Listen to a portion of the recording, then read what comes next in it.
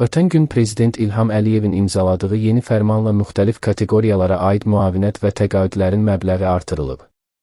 Artımlar ümumilikdə 3 milyon vətəndaşı əhatə edib. Pancomi TV-nin məlumatına görə Əmək və Əhalinin Sosial Müdafiəsi Nazirinin müavini Rəşad Mustafayev müharibə veteranlarına verilən təqaüddən danışıb.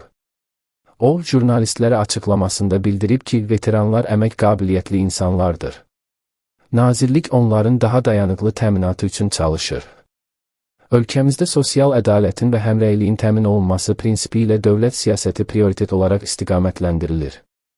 Burada müharibə veteranlarına sosial dəstək tədbirləri mütləq əhatə olunur. Müharibə veteranlarına aylıq təqaüd verilir. Bu aylıq təqaüd kommunal, nəqliyyat və digər gündəlik xidmətlərə istinad olunub. Dövlət sosial təminat tədbirlərini əsasən əmək qabiliyyəti məhdud olan şəxslərə tətbiq edir. Bunlar əlilliyi olan şəxslər, pensiya yaşına çatmış şəxslər, az təminatlı ailələr, çoxuşaqlı analar, hərbi qulluqçuların övladlarıdır. Yanaşma sosial ədalət prinsipinə əsaslanır. Veteranlar əmək qabiliyyətli insanlardır.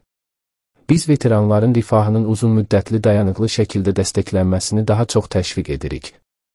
Onların məşğulluq imkanlarının yaradılması, kiçik biznesə çıxış imkanları yaradılır. Bunlarla bağlı da mühüm addımlar atılır.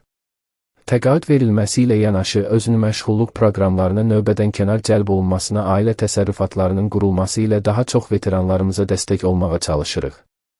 Rəm Mustafayev əlavə edib ki, 44 günlük vətən müharibəsindən sonra 26.600 şəhid ailəsi üzvü və müharibə iştirakçılarının məşğulluğu təmin edilib. Onlardan 12.600-ü özünü məşğulluq proqramlarına cəlb edilib. Qeyd edək ki, Azərbaycanda veteranlara 80 manat təqaüd verilir.